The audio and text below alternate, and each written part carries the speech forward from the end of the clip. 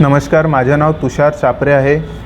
माझे पप्पा घनश्याम चापरे। आम्ही हे 2020ला हे केलं होतं। जे काही पण पप्पांनी सांगितलं त्याप्रमाणे सगळं झालं होतं। आता परेशानी अशी होऊन राहिली की आम्ही त्यांच्याकडे गेलो तर त्यांचे शब्द असे आहे की तुमचं सोनं मेला आणि तुम्ही हे सोडून द्या, पोलीस स्टेशनमध्ये जायचं नाही, नाहीतर पप्पांना खूप घाण शिव्या दिल्या। मी तेव्हा सोबतच होतो। त्यानंतर मी पर्सनली त्यांच्याशी बोललो, मोहन गोजेशी। त्यांनी मला सांगितलं की उद्या दुपारी 12 वाजता सूरज गोजेच्या ऑफिसमध्ये या। आम्ही सूरज गोजेच्या ऑफिसला गेलो। त्यानंतर सूरज गोजेंनी म्हटलं, तुमच्यानी जे होते ते करा, तुमचं सोनं परत मिळणार नाही, हे शब्द त्यांनी म्हटलं। त्याच्यानंतर पप्पाचं BP वाढलं, त्या काही मेडिकल इश्यूज झाले त्यांचे।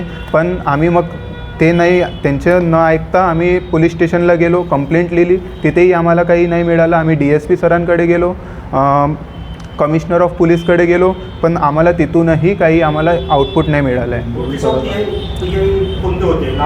यादव म्हणून आहे।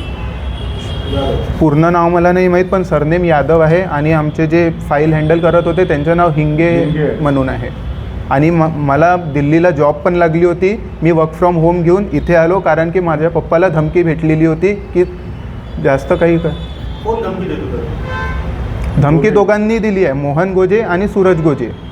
मोहन गोजेंनी त्यांच्या घरी दिली, मोहन गोजेच्या घरी पप्पांना, आणि सूरज गोजेंनी त्यांच्या ऑफिसमध्ये दिली। काय कायची धमकी दिली? सोनं नाही आहे, तुम्ही पोलीस स्टेशनमध्ये जाल आणि जास्त तुम्ही काही हे कराल तर हातपाय तोडून फेकून देईन। आणि सूरज गोजेंनी पण तेच म्हटलं, आणि सूरज गोजेंनी ते पण म्हटलं की तुम्ही हे कराल तर हातपाय तर तोडीलच, आणि तुमच्यानी जे होते ते करून बघा कुठपर्यंत। आता तुमची माग काय आहे? आमची माग फक्त इतकीच आहे, आम्हाला फक्त आमचं सोनं पाहिजे। तुमचं जो काही आउटस्टँडिंग बॅलन्स होत आहे, 3 लाख रुपये मुदत आहे, आम्ही द्यायला तयार आहोत। आमचं 11 तोळे सोनं आम्हाला परत करा।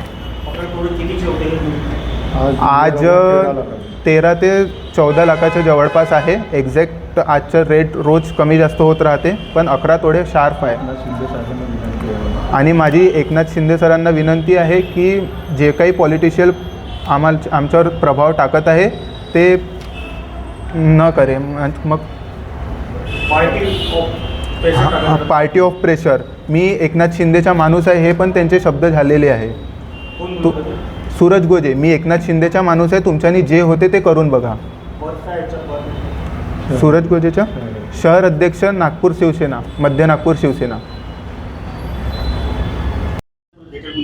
मी घनश्याम सीताराम चापरे, मी राहणारा हुडकेश्वर। माझं असं प्रॉब्लेम आहे, मी सूरज गोजे व त्यांचे वडील यांना मी 11 तोळे सोने गहाण म्हणून दिले आणि 3 लाख रुपये घेतलेले होते। 2,40,000 रुपये कॅशमध्ये घेतले आणि 60,000 रुपये त्यांनी ऑनलाईन मला पाठवले। मी त्यांना मागे पुढे जरी झालं तरी व्याज पूर्ण दिलं, डिसेंबर 24पर्यंत व्याज दिलेलं आहे। आणि मी आता 1 वर्षापासून त्यांना सोनं परत मागतो आहे आणि पैसे देतो बा उरलेले, पण ते शिवीगाळी करत आहे आणि टाळाटाळ करत आहे आणि मला मारण्याची धमकी देत आहे।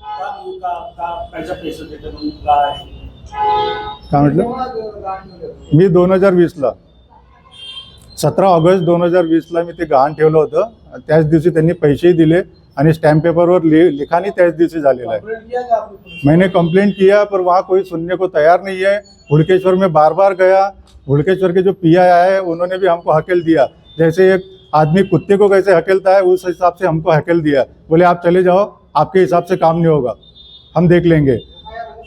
नहीं हो गई, हमको बाहर भेजते थे वो वापस, और जो आरोपी है उनको बैठा के चाय पानी बढ़िया चालू था वहाँ पे। NC रजिस्टर हुई है, हाँ कॉपी आहे।